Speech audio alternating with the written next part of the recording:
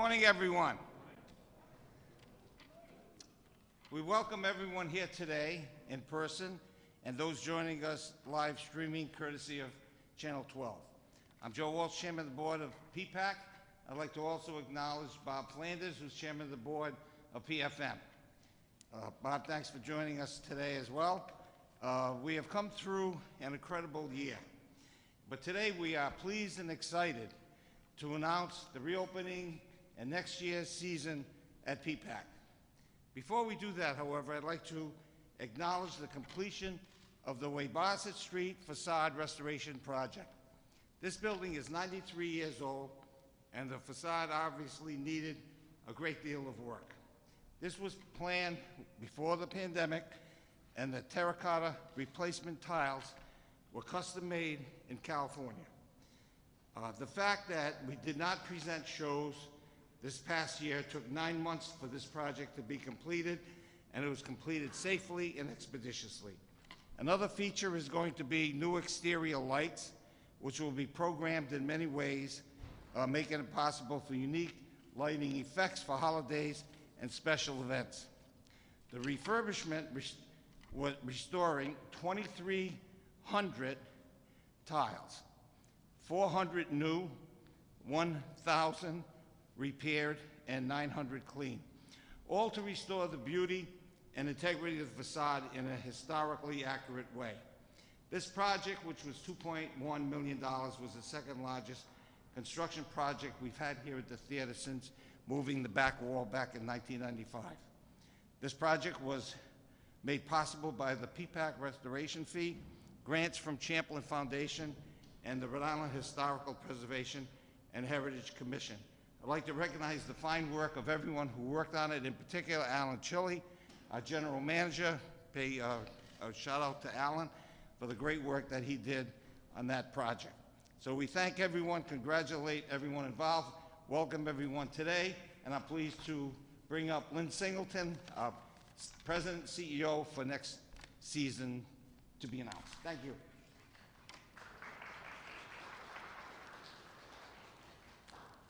I know we were on a tight budget, but no muffins and pastry. Thanks, Joe. Reflecting a little bit, because it's been what when I write the book, that this chapter will be called the Year of Living by the Audible, because we've called a lot of them. To give you some historical perspective, 13 months ago, almost to this day, an usher at Moulin Rouge, I think in a Nylander Theater in New York, came down with COVID, and the following night, at 6:30, well actually 5:30, they opened the doors to open the new Broadway production of Six, which is about the six wives of Henry the, I think, 7th or 8th. And a decision was made before curtain went up for that production that that opening would be canceled.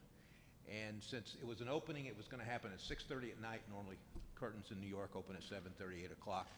And by 8:30 that night, 22 theaters in New York got closed. It's been almost 13 months to the day. PPAC, on the other hand, we had loaded out Hello Dolly, I think on Sunday, March 8th, and we're preparing for Blue Man Group on March 20 through 22 for 5 performances, and we realized that we had an issue, and so I was deep into negotiations of trying to rebook the show, postpone it down the road, who's going to pay for this, who's going to pay for that, and then of course we all know the governor solved that problem for me, and we pretty much went to ground, and we entered into what I call the COVID war. And like all theaters across the country, our business was first one in, and our business will undoubtedly be the last one out.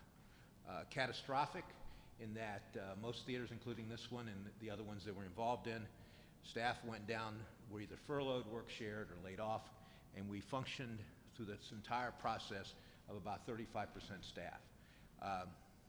Joe and I have been around a long time, probably too long, as I say when people ask me how long I've been here, and I always feel like our legacy will be, we were these crazy people that convince Buddy Cianci and Bruce Sunland and the state of Rhode Island and corporate leaders to move the back wall 12 feet so when you drive down Pine Street, it jumps out at you. And that's kind of our legacy.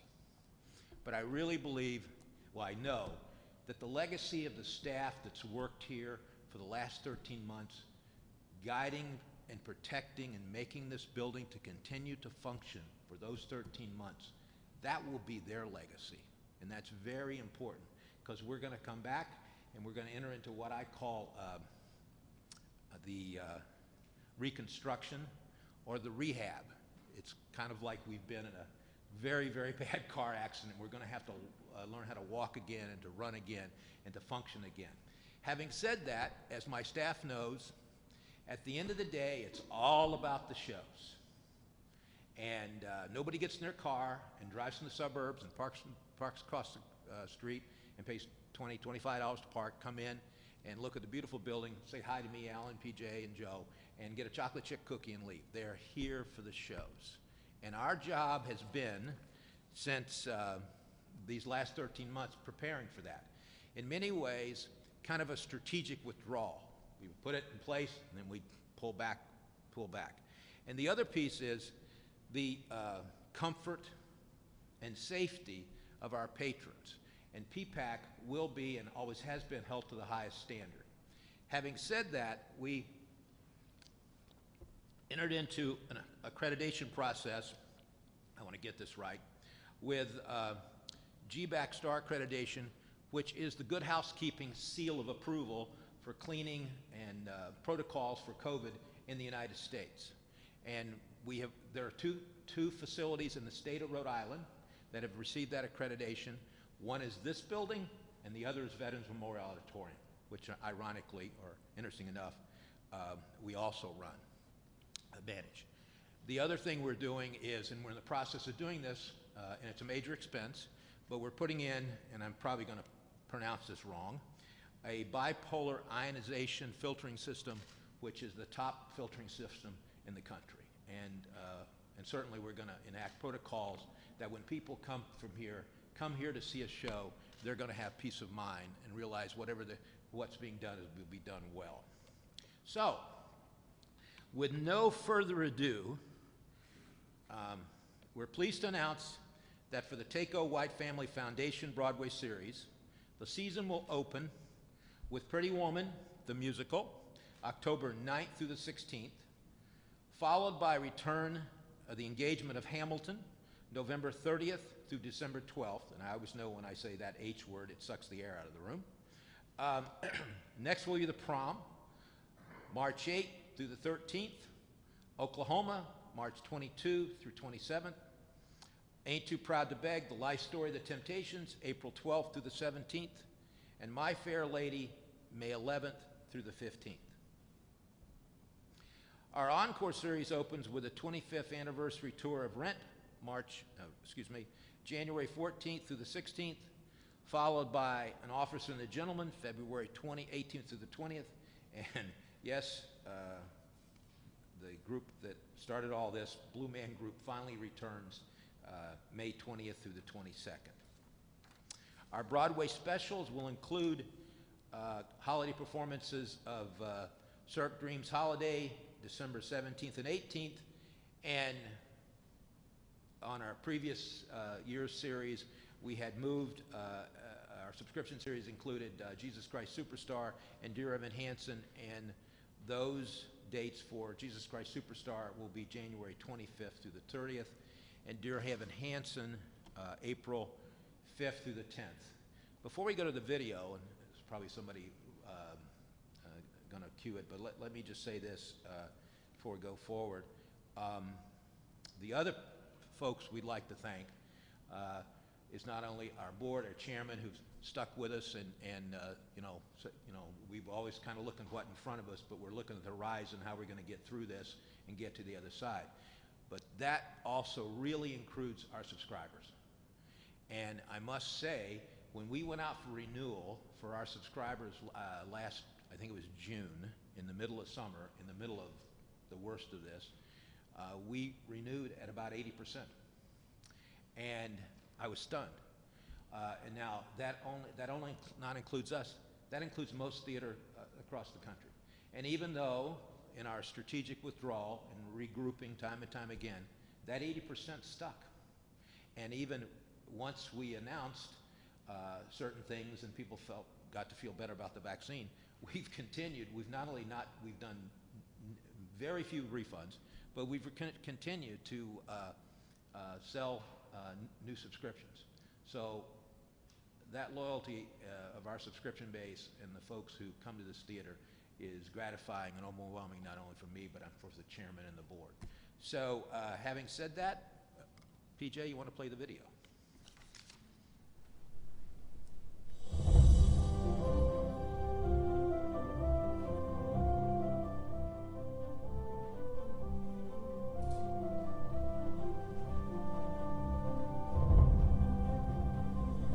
Hi, I'm John Hazenwhite Jr. On behalf of myself and Takeo and the White Family Foundation, I'd like to welcome you to the 2021-2022 Broadway series at PPAC. We're so proud to be sponsoring the Broadway series here at Providence Performing Arts Center, which we've been doing now for over a decade. I can't tell you how thrilled I am to be a part of the reopening of Rhode Island, and yes, Broadway's back at PPAC. We have an amazing lineup of shows this year, including Pretty Woman and the return engagement of Hamilton. I'd also like to invite you to become a Takeo White Family Foundation Broadway series subscriber and an Encore series subscriber as well. Thank you for your interest and support of live theater at PPAC.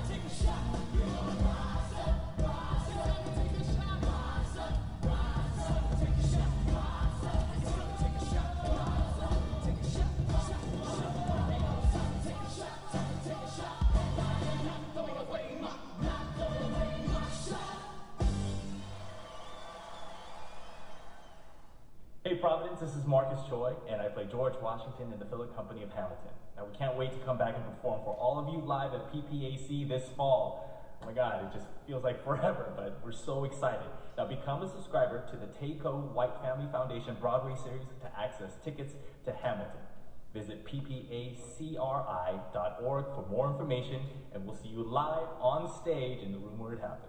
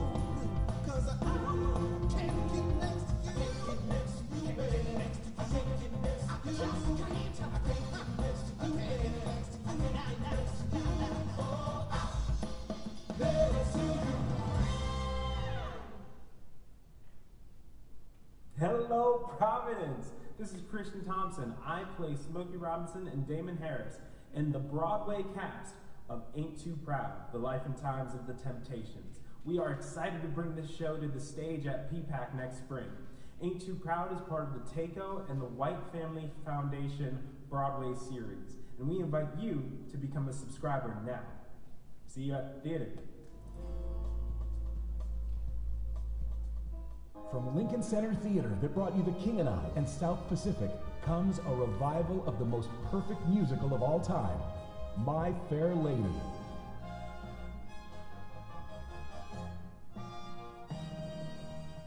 Hello, Providence. I'm Shireen Ahmed, and I play Eliza in the national tour of My Fair Lady, and I am so excited to perform at PPAC with the rest of the My Fair Lady cast next spring. So grab your tickets. We can't wait to see you. Oh, we've missed you so dearly. It is going to be a lovely time. See you soon.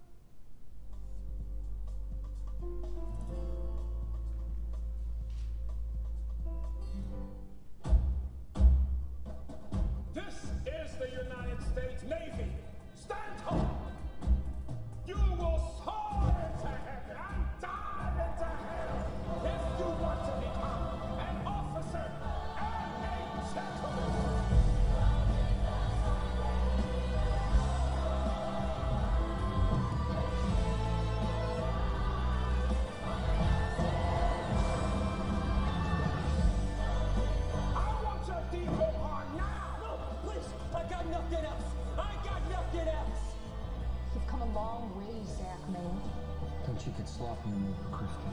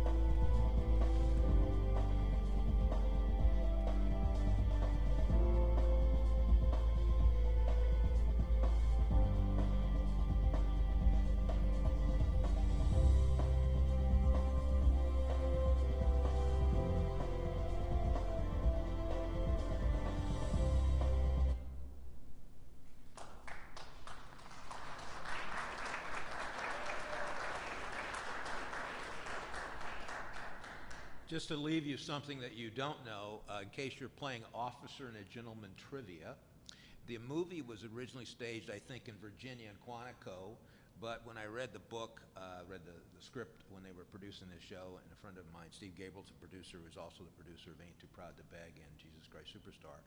It's being staged, and the book staged at the Naval War College in Newport. So, in case you get asked, as you can see, with these type of things, there are a lot of little pieces. And believe me, the Broadway industry and our world is still operating at about third staff, if that. And I really congratulate PJ from our marketing director, and Caitlin and Nick and Sharon for putting this all together so we could have some consistency in what we're doing in the following year. And I'd like to ask you to give them a hand.